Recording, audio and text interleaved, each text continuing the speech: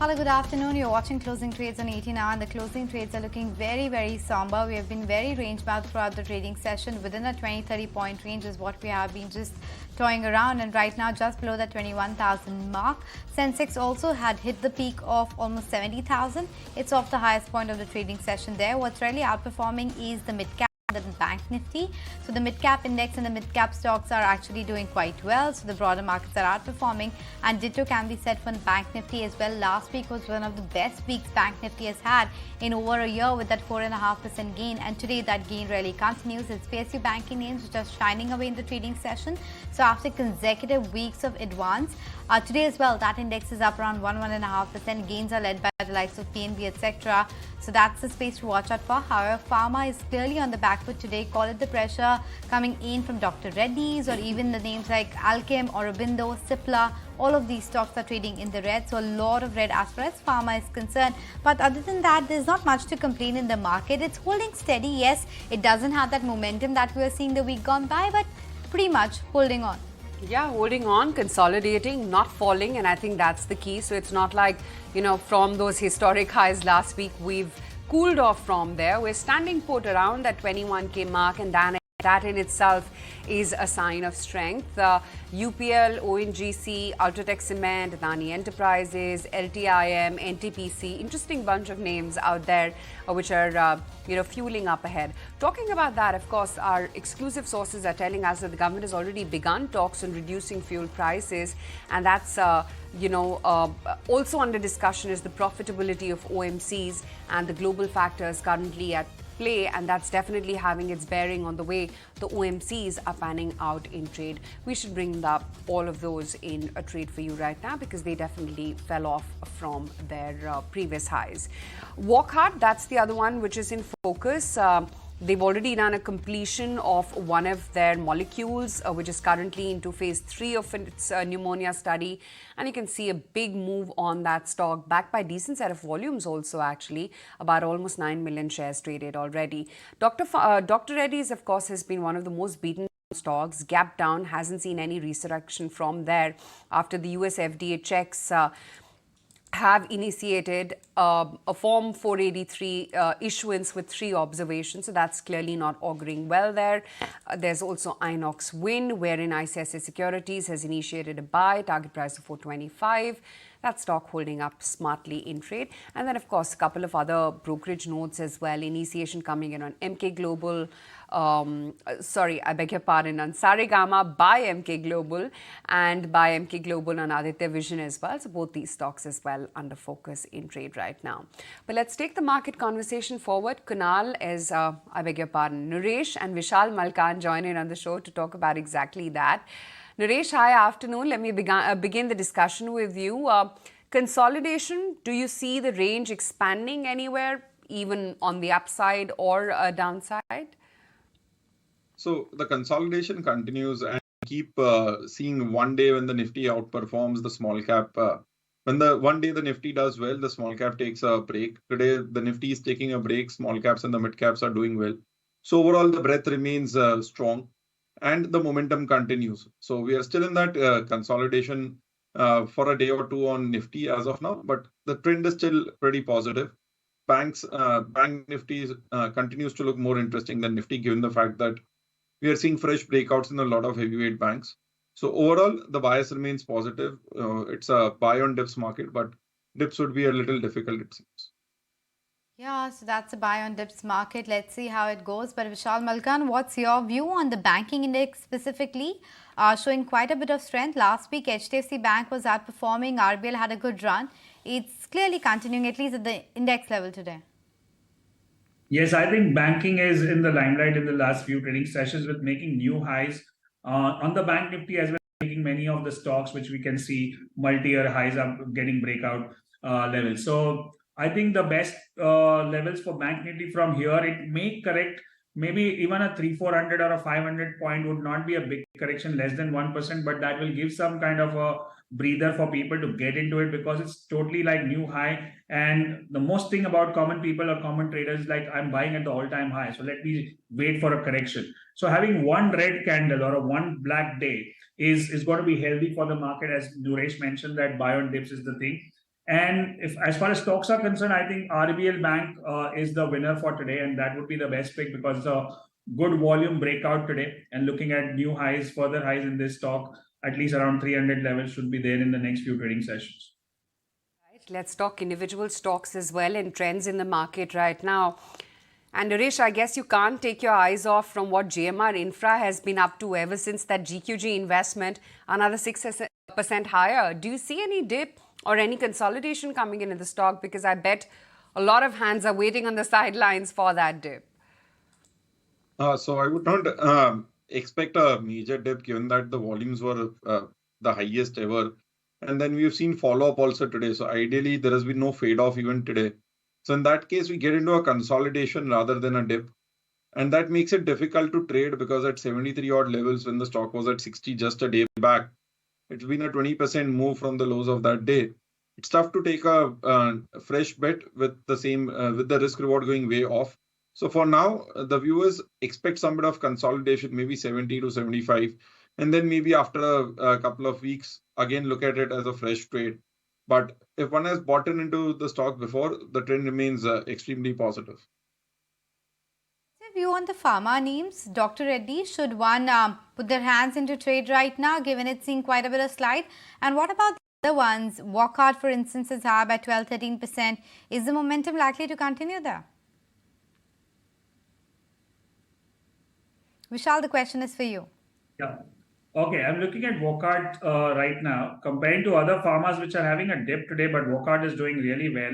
And it has given a breakout about that level of 360.70, which was the high recently. So I think there's further upside there, and we can look at, especially the volumes are good. So we're looking at a new high around 400 in the next few trading sessions. And as far as the other pharmas are concerned, I guess Oro Pharma is one stock which I would like to recommend for buying on dips. And around 1000 level, there's an important support, which is where it is reaching now. So Oro Pharma is a good bet for a target of 170 with a stop of 980. Pharma is coming as a call. OMCs, of course, are cracking hard. We will pick up on that story as well in just a while from now. But Naresh, you think they can be shorted further? HPBP, both down about 4 to 1.5%? Not really. Actually, the case is you want a little more dip to look at an entry point here. Both these names have given structural breakouts in terms of multi-year. So if you look at HPCL, the stock used to be 330, 350 levels back in 2019 and then in 2021. So that's a huge breakout for the stock. So you want to be buying closer to 330 odd levels, 330 to 340 zone as a dip buy. So a little more to go and you get there. Same way, if you look at a BPCL, the stock has given a big breakout above the 400 mark. And in the current move, the stock has already moved up to 480, but the last big tick or a gap was around 440, 45 levels. So that's a price point which should hold on. So one should be looking at a buy on dips from here on or accumulate on the OMCs as such. And even ONGC looks promising, which is not exactly in the same sector, but the whole sector looks pretty promising. It's a buy on dips in HP and BP. In fact, quite a few other public sector entities are actually doing well. IREDA, IRFC. You also have names coming like FACT as well as Rail Vikas Nigam, RITES, NLC India. All of these public sector entities are holding up. And then the other pocket which is doing all right is the renewable energy space. So Inox Wind, partly on account of that initiation from ICICI Securities, is holding up. Sterling Wilson Solar, I think they bagged another order. So that's the reason that stock was in focus too. But let's take stock of what's on the losing side. You have, of course, Dr. Reddy's, which is down. You have OMCs, and then Maharashtra Seamless is the other one. Safari Industries is coming under pressure. And then Canfin Homes is the other one, which is down and out. But interestingly, while Indian markets are holding up okay, if you look at the European markets right now, they are slightly under pressure, and the US futures for now do suggest a bit of a downtick. So good time then to get the global perspective on how India stacks up versus the rest of the emerging markets. We actually spoke with Jonathan earlier in the day to try and understand how the outside world is actually looking at India and why it is one of the top bets right now. Listen in. India is our largest overweight. It's a market that we have preferred over the last 2+ years, and we're certainly going into 2024 bullish. I think the rationale for that is superior GDP growth, nominal GDP growth of probably 12 or 13% over the next couple of years, and superior earnings per share growth. If you go back to early 2021, so I guess sort of 3 years ago, India's earnings per share have compounded to the extent of 60% in US dollar terms. That compares with essentially zero for overall emerging markets and minus 20% for China. And so this ability of Indian companies to deliver sustained earnings growth is extremely important for our bullish recommendation on the market. Okay, on to another ET exclusive, and this is a big one. We've learned from reliable sources that Jammu and Kashmir Bank will soon be launching its QIP. For more, my colleague Cheryl D'Souza joins in. Cheryl, what are you picking up from your sources?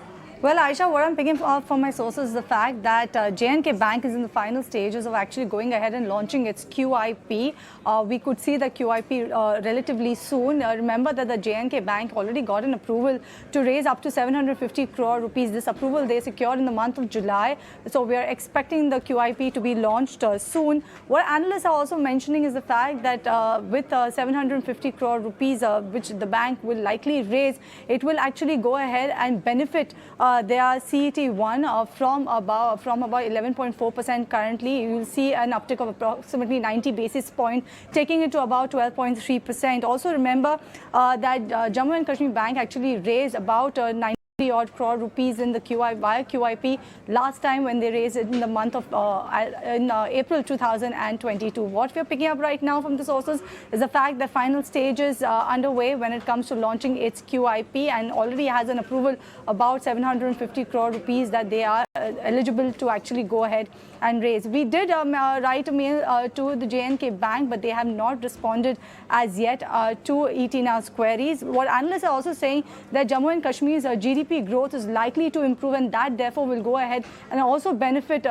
J&K Bank. Remember that J&K Bank actually has about 61.6% market share when it comes to Jammu and Kashmir's banking business. So what we're picking up right now from the sources is the fact that J&K Bank is all set to go ahead and launch its QIP anytime soon. Very interesting. Thanks so much for that, Cheryl. So looks like after Bank of India, which got a massive subscription of almost 4.11x, it's now time for J&K to rack in the money and bring that growth capital, and the stock is actually reacting quite positively. It's sitting with a gain of around 8.5%. That after the entire PSU index being high by almost 1.5–2%. So J&K Bank participating in that rally, and this is the exclusive that we are bringing for you, that a QIP might be announced real soon, and given the appetite we are seeing in the market, it might see good subscription as well. But time now to take a breather on the show. Don't go anywhere. When we come back, we discuss a lot more of stock ideas with our battery of guests.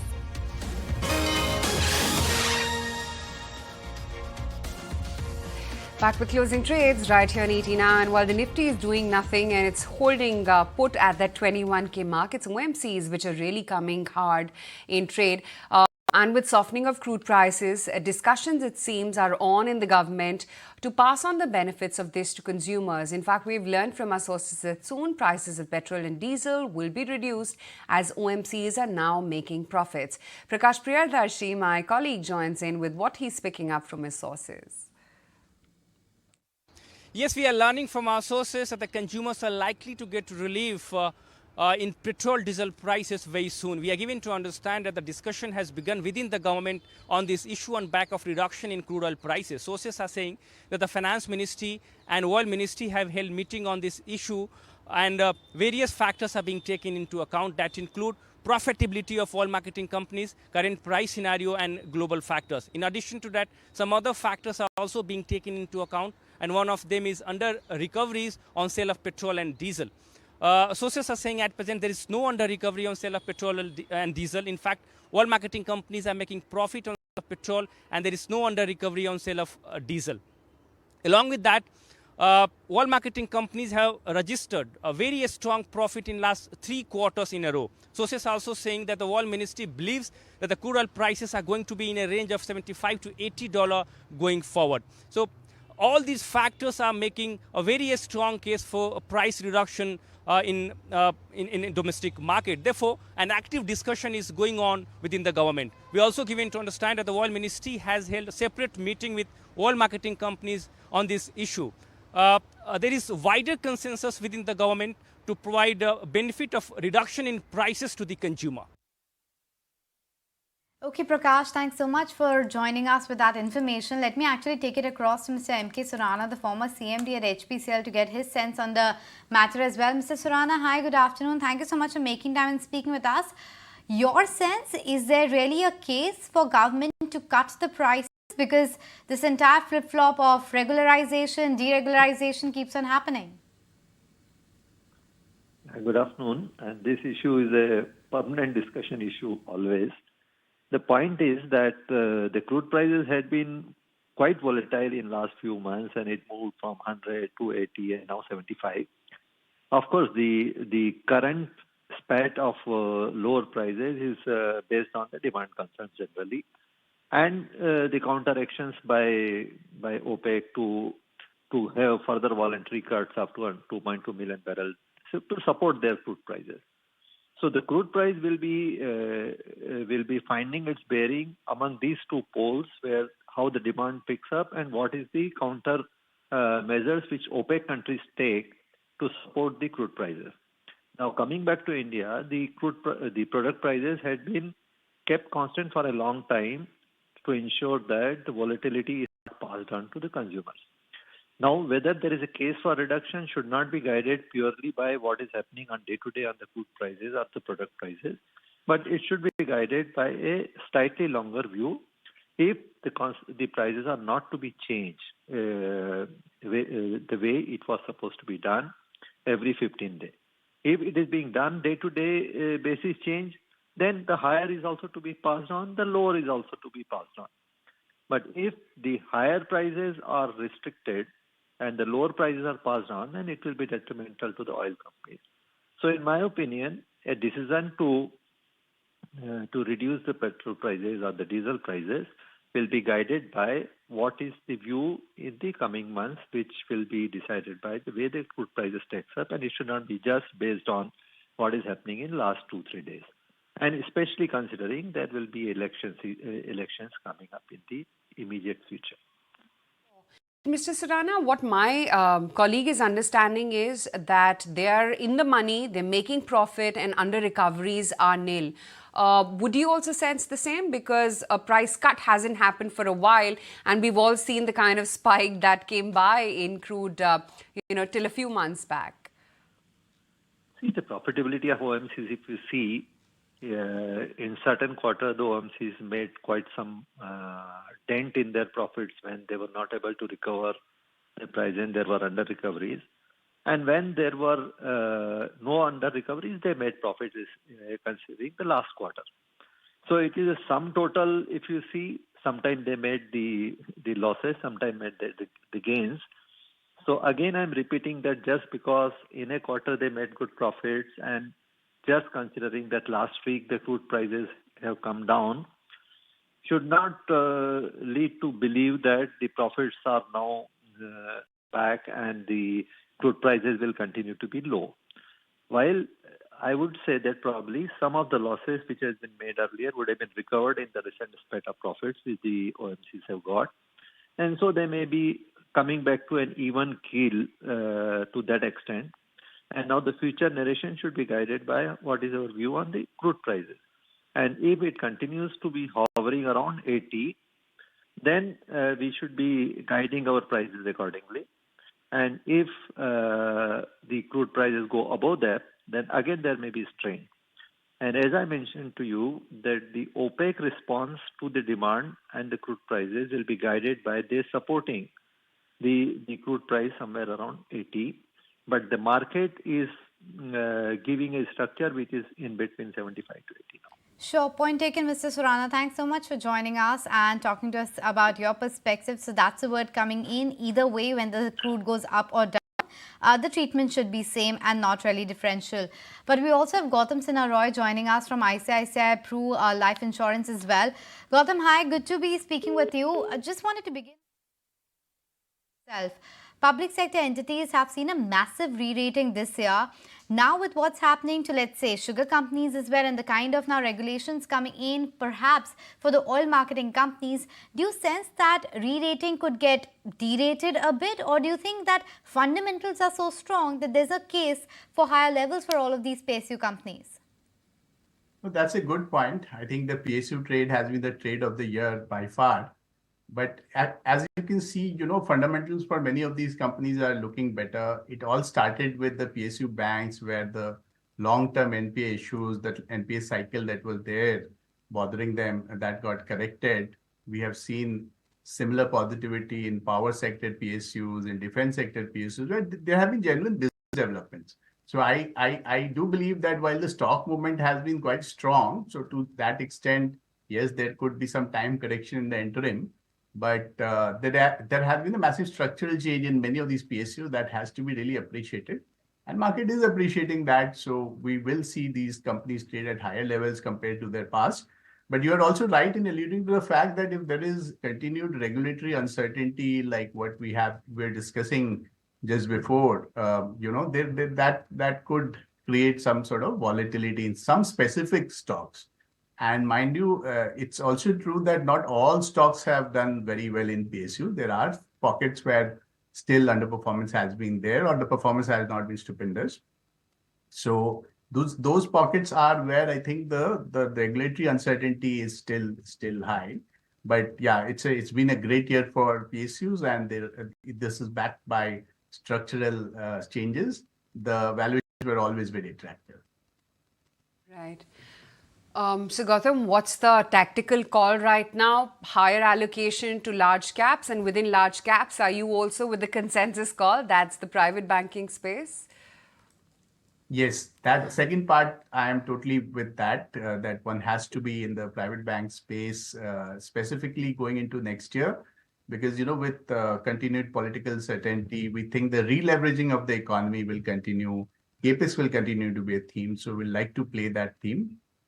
The NIM correction that has to happen will happen in a couple of quarters maybe, and then the natural growth, which is led by asset growth, will take over. So that definitely is a consensus call. But to answer the first point, I will not stay out of mid and small caps. I might control my allocation in mid and small caps, especially in a multi-cap portfolio.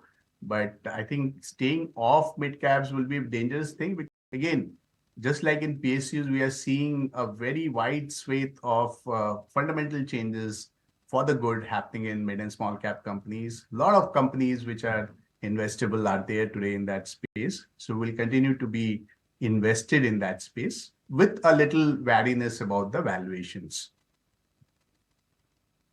Wanted to get your sense, Gautam, on how to now approach the power space. And if I just pick out the financiers from there, IREDA has already jumped up in terms of valuations post its listing. I think the stock is 80 odd now per share, locked in that 20% circuit mark. We've all seen what's happened for PFC, REC, year-to-date best performers, and you're still not seeing the stocks relent any bit. Do you think valuation is getting a little toppish here, or would you say there's still headroom? Good question. Actually, I was debating this mentally in the morning only. To be honest, within the entire PSU space, and there are a lot of PSU companies in the power space, this is one area where valuations really are now getting into a demanding side. And it's very unique in the sense that the entire power value chain, right from raw material suppliers, financiers, the power utilities, cap goods suppliers, everybody has re-rated. It's quite unique. It reminds you of 2007 in that sense. So 2006-07 rally that we had seen in that sector. It's predicated also on some demand-supply imbalance, which is expected as the economy ramps up, which is true to an extent. There have been some fundamental reforms in some of these companies. That's also accepted. But the very sharp move that has happened in the last month or so, that I think doesn't leave too much margin of safety in that sector. The margin of safety seems a bit limited when it comes to power financiers, but would you say, Gautam, that there's enough, margin of safety when one looks at IT and pharma? IT especially, I would agree that margin of safety is there, but the near-term catalyst in terms of the demand growth in large cap IT is not there as we speak.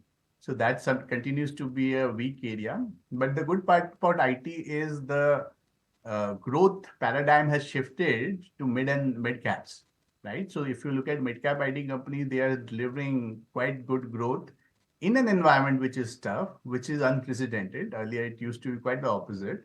So the reason probably also is because of the new management which have been brought into many of these companies. They have attained a certain scale, and this is a business in which scale begets scale. Once you are around $1 billion, getting those large deals becomes easier, which hence gets you more growth. So IT, well, selectively will be there in IT, especially with a mid-cap focus. And within IT, specific themes like ER&D will continue to do very well. So be selective in IT. Pharma of late has done well because of the US generics rebound we have seen. The other part of pharma, which is essentially the local domestic brand selling, that's pretty much been a compounder. That's almost been as good or bad a compounder as consumer-facing businesses are. So very B2C granular businesses, good businesses, many of them there. Not too many pure plays, but definitely worth investing in from a longer-term perspective.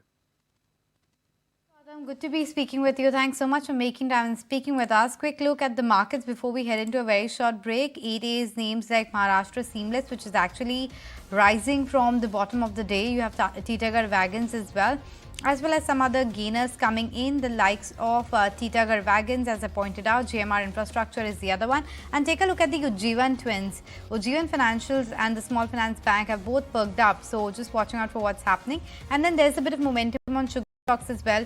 Sri Renuka Sugar, for instance, is higher by 5 to 6%. So there is that hope coming back that tomorrow, when that meeting is there with the PMO, maybe some fruitful regulations or fruitful negotiation will happen, and some sort of a win-win situation will come out of that. So some of these sugar stocks are reacting positively.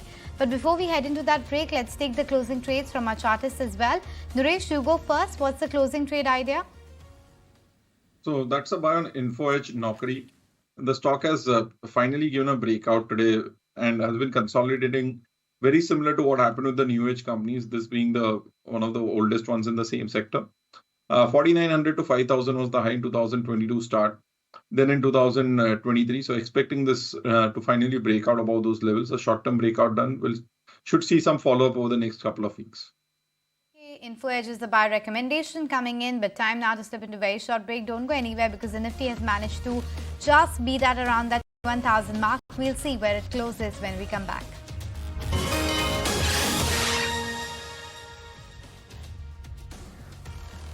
Welcome back. Well, taking a look at the other stocks which are buzzing around, take a look at Polycab. That stock has been doing rather well for itself. In fact, it's left behind Havells, and that's the stock which is actually doing much better than the company Havells, which has been the leading wires and cables company, plus of course has Lloyds and other electrical equipments and FMEG into the basket as well. Let's actually begin our conversation with Deepak Shenoy on just that note. Deepak, what do you make of stocks like Polycab and the other recent listings which we have seen? The pedigree is quite strong and they've managed to dethrone the erstwhile companies which have been the leaders of the pack, case in point being Havells. Absolutely, and we biased because we own some of them in our portfolios. I think though the cable space itself, retail cables, I think has done really well. You've seen a company like KEI also, which got into the space about 3 or 4 years ago, and which is now I think 5x or 6x returns in about 3 or 4 years. We're looking at Polycab. There's Havells of the past. So I think there's been a market share kind of penetration by some of the competitions that Havells has actually not seen so much. Finolex Cables is there. They haven't done quite as much. They were also an established player, but the new ones seem to have come and taken a considerable amount of space. So I think FMEG itself has actually done quite well in the last few years. Some of the brand focus and distribution focus by some of the newer players have actually managed to take market share at the expense of the older players, apart from the market itself expanding. And the market has responded by in terms of having a capex cycle come back. So you're getting a little bit more industrial demand as well, apart from the recovery in retail real estate and so on. So there's a bit of like tailwinds from all directions that seem to be helping them. Though I must say some of these stocks are extremely heavily priced. So you have to be careful when you buy them now. What do you buy then for those who are still looking at buying afresh, or for that matter, adding fresh positions, Deepak? To be fair, I think Aisha, we don't see opportunities in the value part of the game. Though you might call some of the power finance companies still value because they're not extremely expensive from a price to book perspective or price to earnings perspective. Still have reasonable dividend yields. But their prices are up 200, nearly 200% from the bottom. So rather, they're up 300%. So there's a 3x return from the bottom just this year itself. But still, they're relatively the only value plays remaining in the market. Most of the others, you have to target growth. And I think some of the sectors where there continues to be very strong signs of growth, still remain railways and defense and infrastructure, where I think the current market cap, even though it's increased quite a bit in the last few months, I think we're going to see a significantly higher market cap and in overall industry size, even in semiconductors in the next 10 years. So whatever it is now in semiconductors will be at least 10x or 20x that size in 5 or 10 years. So there is a lot of space for these companies to grow. I would say look at growth as the key point here, not value. Deepak, I get where your mind space is because my question was actually on FMEG. But yeah, I get power financiers are the story in town. But what about the FMEG space, your KEI, Polycab, Havells, what we were previously discussing? Is that a done story now, or can one still look to buy? I think honestly, 3 months ago, if you had asked me, I would have said it's close to being done. It doesn't look like it, honestly. I think in the beginning of a capex cycle, you saw the numbers that came from GDP. This is the highest manufacturing growth in the last 10 years in terms of just numbers, I think 11% or so. We have seen much higher growth in industry in general, in electricity production in general. We're seeing that overall investment from a capex perspective is back after a long time. If you even reduce retail demand from a residential perspective, I think industrial demand will come back, and FMEG plays a fairly big role over there as well. So I don't think the demand is out yet. The prices may, you could still have increased profits but lower P ratio. I don't expect that to happen in a hurry, but I do think that's a risk that you have to understand, that if you're paying 80 times earnings or 75 times earnings for a company, it could be at 50 times earnings and the earnings could be higher and your stock price would exactly be the same. That is the risk you run. But otherwise, I still think there's growth here. So it's worthwhile having a small investment. I would say look at the stronger growing stories. The Havells story, of growth at least has not returned for a long time. But some of the younger players seem to have growth on their side. The push and pull of the growth and the multiples that one is willing to pay for that. That's the kind of market we are in. But Sony Patnaik is also joining us to talk to us about the technicals. Sony, some of these stocks are sitting at lifetime high, the likes of Dixon Tech, Hindustan Aeronautics, Bharat Electronics. What would be your recommendation one should do at this point of time? Book profits or continue to hold, or maybe even add positions? Good afternoon, and thank you so much for having me on the show. Definitely, I think we can see all these stocks in very good momentum. You might just think that, it's time to book your profits or, just like come out of these stocks. But it's just today, even when Nifty is not showing you a lot of movement, these stocks are continuously adding very aggressive long built positions. So definitely there's a lot of space adding up to it. Technically speaking, derivative speaking, especially in Dixon, I can see aggressive long built positions, and technically also it is quite poised to take out higher resistance levels. So there's no exhaustion just as of yet, and maybe it's better and wise that just you ride the momentum and continue with that. How these stocks are performing. As long as the markets are not showing any signs of correction, I think these stocks will continue to outperform. So there's a lot of heat left in these stocks as of now. Exhaustion in these names, especially Dixon, but which are the pockets only where you are seeing exhaustion and you would recommend that people should start booking their profits?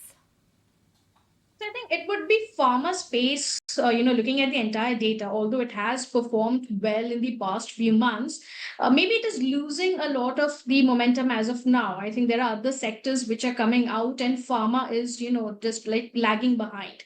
So it would be better and wise to book out the profits from the pharma space. PSU banks, maybe like, partial, somebody can actually book out profits because switch happening from PSU banks to private banks. And in the coming trading days, it looks like the private sector can just outperform the PSU banks. So these are two of the spaces where one must book your profits. Power sector, we feel that there's still more upside left, so there's a heat. I think it's just out of these two sectors, the rest of the sectors still look fine, and any dip you would definitely get a chance to enter, and these sectors will continue to outperform. Deepak, since you alluded to infrastructure as a space, I'm automatically thinking GMR because there's almost a re-rating of sorts ever since GQG picked up that stake in the airports business. Are any of the group names something that you would take a look at? So I think GMR has gone up because of infra, at least has gone up because I think of the airports, of the stake that's been picked up. But some of these, and GMR has history that does not, infra has these problems of extremely complex corporate governance issues that tend to happen in certain companies. Earlier, it used to be because they were either politically aligned or otherwise having political compulsions. Nowadays, it's because cash flows are not managed very efficiently. And I think GMR, unfortunately, has been one of those stories where cash flow management has not been all that great in the past. And therefore, I would probably choose some of the other players who seem to be able to manage some of these things better, including the smaller but more focused players like of KNR Constructions on roads, or some of the players around in the railway space, both manufacturers and providers. Even a BML, though prices, that's a PSU company. I think infrastructure by itself, while it has typically meant roads and bridges and things like that. Now I consider a lot of things infrastructure because you have roads, rails, ship, and a lot of government-based contracts driving value into these areas.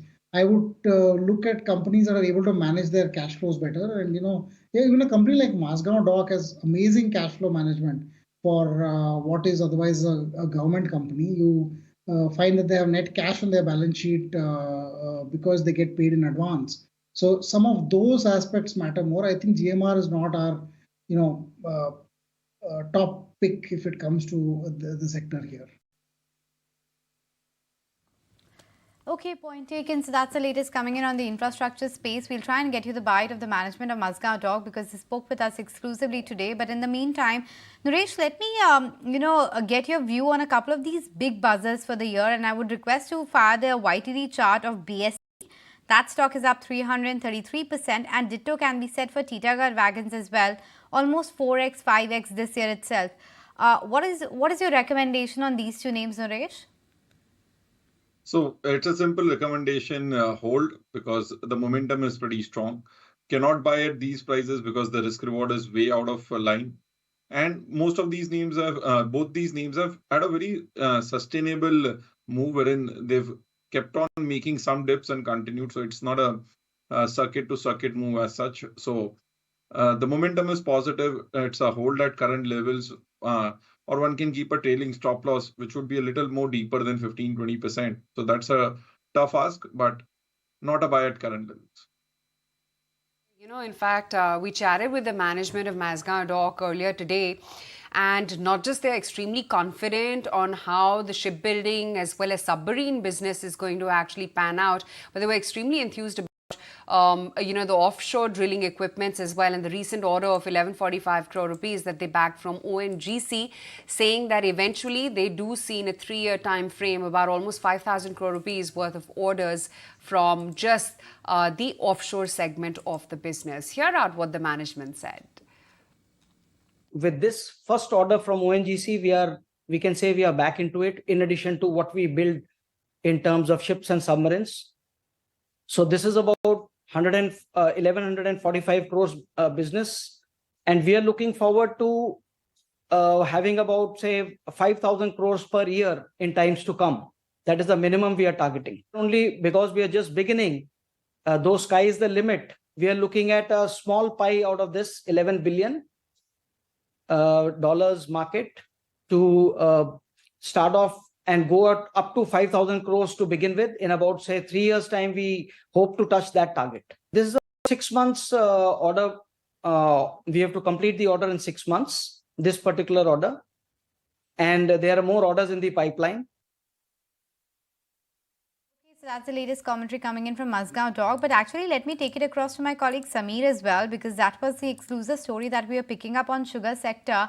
The stocks have been doing a lot of volatile moves. There has been a lot of flip-flop. What will happen in terms of the diversion of sugarcane juice for, the entire ethanol preparation or not? So let's go across to Sameer to get what the latest is, and then we'll ask Deepak as well what his view is, how one should tackle these news flows. But first, Sameer, tell us what's the latest? Government's big and bold move disallowing the sugar mills and distilleries to use sugarcane syrup and juice for making ethanol has brought in a bit of setback to the sugar industry, and that is the reason that now the industry or the important stakeholders, they are looking to get a better clarity in terms of policy roadmap from the government's top head. What we are getting to know from our sources that the sugar industry is likely to meet the PMO officials Tuesday evening, and this meeting will be more on to understand that what is going to be the policy roadmap, and if this decision is a temporary pause, then how the government will move forward. If the crop yield improves, then what is going to be the government's step. So on this important aspect, this important meeting between the PMO officials and the sugar industry on the issue of ethanol is likely to take place on Tuesday, December 12th. But we are also picking up from the sources that food ministry officials, they have maintained a stand that this decision is a temporary pause. This is going to be reviewed periodically. In a month, this decision will be reviewed, and based on the situation, based on the crop yield, based on the estimate of sugarcane production, the decision might be reviewed and then a corrective step might be taken. But as of now, sugar industry is looking to get a better clarity in terms of policy roadmap. They are going to meet the PMO officials Tuesday, December 12th. Okay, a lot of flip-flop really happening on the entire sugar story. Hopefully something should come up tomorrow, given that there's a meeting lined up with PMO. So maybe something conclusive comes out of there. But Deepak, on this entire renewable energy play, and I know you've been adding to your portfolio around this theme, any new additions that you may have made or stories that you're looking at? No, well, actually, we know that IREDA is just listed, so we're going to wait a little bit before we typically would wait for a quarter or 2 quarters of results before we consider adding something here. But we're doing a little bit more downstream, so in the sense of not the power producers themselves, but maybe some ancillaries in the space. There's a company we've been buying it for a while now, so it's called KSB Pumps. They've got some orders to produce pumps for new nuclear plants that will be coming. So they're one of the few people who can do this. Of course, they're an MNC, but apart from that, there's a lot of other providers. But we haven't yet gone down the route of going directly to say a companies like Suzlon or something like that, where there's a history that prevents us from just directly jumping into a position, but also the fact that we haven't yet seen the numbers show out in some of those spaces. Renewables itself, while I think the sugar industry is more towards the ethanol and therefore cutting crude effective consumption by about 15-20%. The idea, I think, on renewable is that India's a relatively better source. So companies like NHPC, IREDA on the financing end, and a couple of other firms will do well in the longer term. I personally would like to bet on the people providing the pickaxes here for people to build more power facilities, rather than those operating those power facilities. So, we are trying to get more into that space. I'm sorry, I don't have too many names right now that I can talk about. We're still buying a few, but I think this is, this is still early days. Anything that requires that is, we call it an energy substitution. And anything that substitutes crude in the next 10 years will be a huge thing for India. And I think many of those companies will go 5x 10x from here. In the next few years, energy transition is the theme to bet on if you're looking at the next decade. But what about the next few minutes and next few trading session? Let's try and decode that with Naresh as well. Naresh, a big spike on Tube Investments, higher by 12%, and then some of these public sector banking names continue to trend higher. Top bets from that vertical? So, Tube Investors is something which keeps seeing this spiky moves ever since the semiconductor announcement they've made a few weeks back. So, no views out here at current levels. But in terms of PSU banks, I would go with State Bank of India first and then the whole basket of smaller names, because State Bank of India has gone nowhere for the last year or so and is now testing that 600 to 625 mark, which has been a major resistance for the stock. So that is one which could go and break out. And next would be a Bank of Baroda, which has again come very close to the previous 52-week highs and also all-time highs of 225 to 230. So the stock was last at 220 odd levels back in 2010 to 2014. So Bank of Baroda could be the next one, which looks pretty promising in the PSU banking space. Okay, point taken. So that's the next bet to watch out for in the PSU banking space, Bank of Baroda. What about the entire insurance sector? Seems like that is also in for a bit of an overhaul, and I'm sure Deepak will be interested in this one, given his bets in LIC, but I'm sure he has bets in other health insurance names as well. Let's first go across to my colleague Anurag to try and understand what the news flow is, and then we'll deep dive into it further, because the entire news flow seems to be around interoperability, how the entire hospitals might be needed to, admit the cashless system and processes despite you not having the insurance with the accredited, agencies of that particular hospital. Let me take it across to Anurag to get more details. Hi, Anurag. From January 2024, cashless treatment can be availed even in non-empaneled hospitals also. So this will be the arrangement before the implementation of common empanelment. And as mentioned by the IRDA, insurance regulator IRDA want to achieve the target of 100% cashless claim. Presently, the cashless claim ratio is 53% only, and IRDA has set a target of 100% cashless claims. So before the new arrangement has been made among the insurer, in which if a policy holder goes to a hospital which is not empaneled on that insurance company, then on the basis of rates of other empaneled insurer, policy holder or patient can avail the cashless treatment. And that will be mainly for the planned treatment. So 48 hours prior to the treatment, insurance company will agree to the policy holder, okay, you can go to that particular hospital, and they will have the cashless treatment on the basis of other insurance company.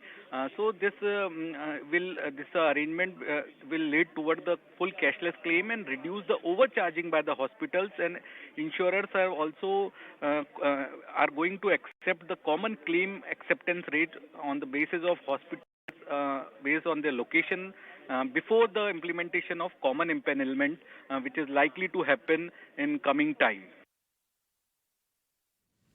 Right. Deepak, curious to know where within the entire insurance space are you invested, or think there is an opportunity?